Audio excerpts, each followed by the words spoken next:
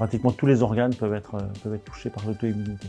Mais potentiellement, toutes les maladies auto-immunes peuvent être ciblées et peuvent participer à ces programmes de soins et de recherche.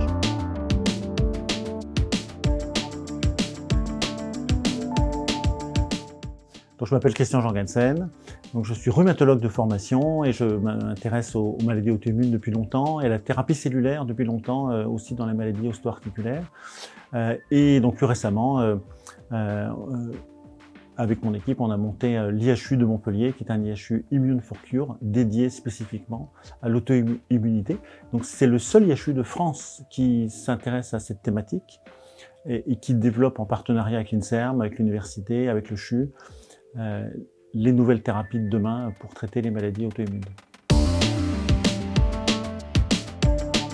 Donc il s'agit de patients dont le système immunitaire se retourne contre eux.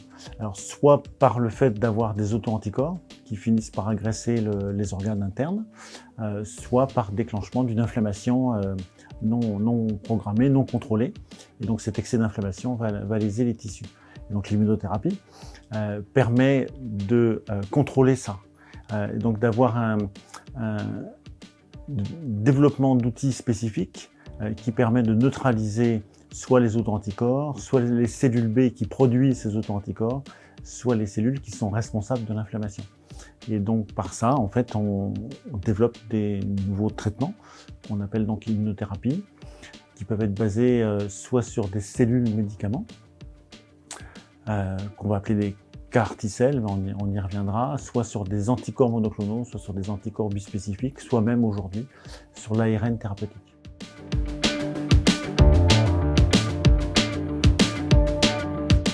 Alors potentiellement, toutes les maladies auto-immunes peuvent bénéficier d'une telle immunothérapie.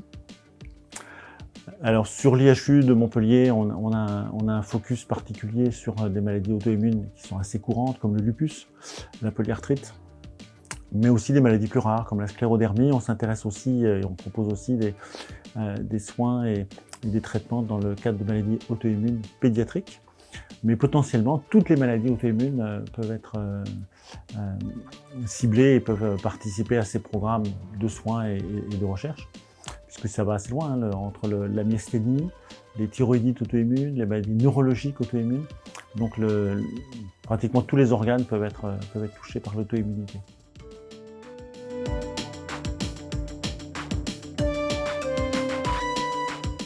Peut-être qu'on peut dire un mot sur les thérapies innovantes, qu'on appelle les thérapies cellulaires.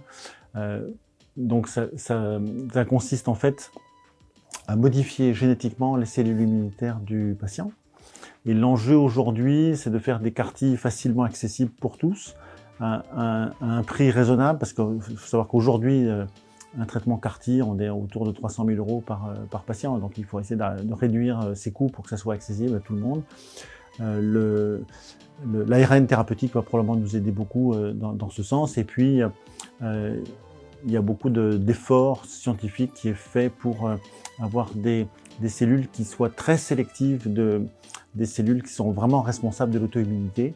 C'est ce qu'on fait à l'IHU de Montpellier. Donc, il y a des équipes de médecins, de scientifiques, des gens qui font du développement bioinformatique, pour identifier des cibles, construire des nouveaux traitements et ensuite les valider sur des essais cliniques.